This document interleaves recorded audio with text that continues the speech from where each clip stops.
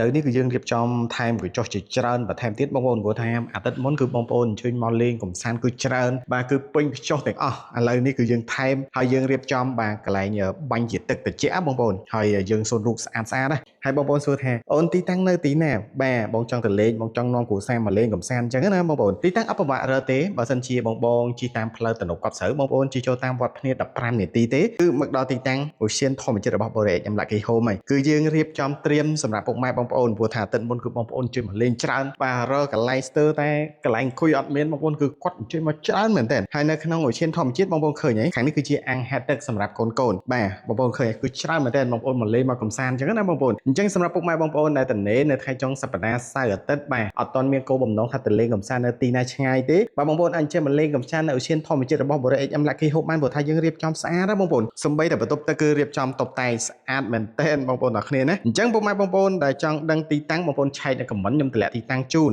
បាទបងប្អូនអាចចុចហើយមកមើលទីតាំងមកលេងមកកំសាន្តឧទ្យានធម្មជាតិបានហើយអាហារដ្ឋានរបស់យើងក៏មានបាទនៅក្នុងឧទ្យានធម្មជាតិបងប្អូនអាចកំងមកហូបអាហារបានហើយបងប្អូនជិះម៉ូតូជិះឡានមកបងប្អូនឃើញស្អាតណាបាទតែអត់ដឹងថាទៅសួរព័ត៌មាននៅណាអត់ដឹងថាផ្ទះនៅនេះតម្លៃប៉ុន្មានអញ្ចឹងណាបងប្អូនខ្ញុំក៏បានរៀបចំបាទជាមួយនឹងក្រុមការងារបាទដាក់ស្តង់នៅខាងក្រោមបងប្អូនអាចសាកសួរព័ត៌មានបានបងប្អូនចង់ជិះមកមើលបាទផ្ទះគំរូយើងមានជាឡានអង្គុយសម្រាប់លោកបងប្អូនមកលេងមកមើលបាទផ្ទះគំរូជាក់ស្ដែងអញ្ចឹងណាបងប្អូនហើយក៏យើងមានជានំបញ្ចុកស្លការីស្លប្រហើរអញ្ចឹងពុកម៉ែបងប្អូនបាទទាំងអស់គ្នាដែលតនេថ្ងៃចុងសប្តាហ៍ណាបាទអាចអញ្ជើញមកលេងកំសាន្តបានទីតាំងយើងខាងលិចនៃរាជធានីភ្នំពេញបាទខាងលិចផ្លូវទំនប់កប់ស្រូវបងប្អូនជិះមក15នាទីទេគឺមកដល់ទីតាំងឧទ្យានធម្មជាតិរបស់បូរ៉េអេកem Lucky Home ហើយបងប្អូនឃើញទេគឺមានបងប្អូនមកលេងមកកំសាន្តគឺច្រើនមែនតើបាទថ្ងៃអាទិត្យមុនណាបងប្អូនបាទអញ្ចឹងសូមអរគុណនិងសូមជម្រាបលាបាទជួបគ្នានៅវីដេអូក្រោយៗបន្តទៀតបងប្អូនផ្ទះក្នុងក្តីស្រមៃនៅក្នុងបុរី